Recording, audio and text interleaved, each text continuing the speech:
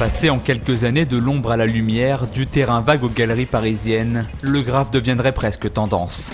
Et ce n'est pas Astro et Cano, ces deux artistes valdoisiens qui diront le contraire. Inventeurs du graphe sur film cellophane, ces deux-là peuvent aujourd'hui amener cet art là où il n'a pas lieu d'être. Normalement, tu es obligatoirement dans un terrain vague ou un endroit où tu as le droit de graffer. Là, il n'y a rien pour graffer normalement, quoi. Voilà, on peut choisir le lieu, le contexte, on peut choisir la taille. Quai de Seine, Pont des Arts, Tour Eiffel ou encore Sacré-Cœur. Depuis l'été, leurs œuvres éphémères font le tour de la capitale.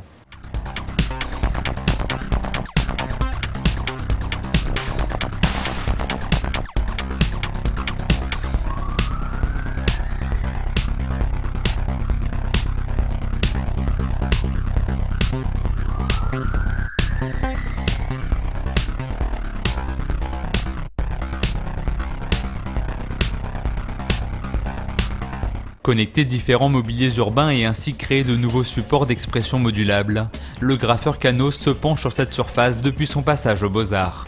Un nouveau support qui révèle quelques difficultés. La surface, elle n'est pas lisse, elle n'est pas comme un mur, c'est pas le même type d'aspérité, elle est un petit peu sur elle-même comme ça.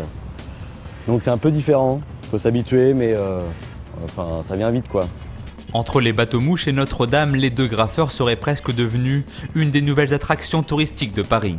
Et à la curiosité des passants répond l'indifférence des forces de l'ordre, une petite révolution dans le monde du graphe. Les premiers cellophanes qu'on a fait, on a vu la propreté de Paris qui nous a dit « Ah ben non, nous on va le laisser tant que c'est pas un déchet ». On a vu la police qui nous a dit « Bon bah les gars, continuez, y a pas de problème, ça ne nous dérange pas ». On a vu aussi d'autres policiers qui se demandaient s'ils devaient intervenir ou pas ou nous empêcher de le faire, tout ça.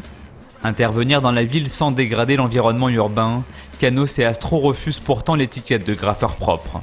L'idée du cellographe est ailleurs, rendre cet art urbain acceptable et respectable pour le plus grand nombre et imposer le graphe comme expression artistique à part entière.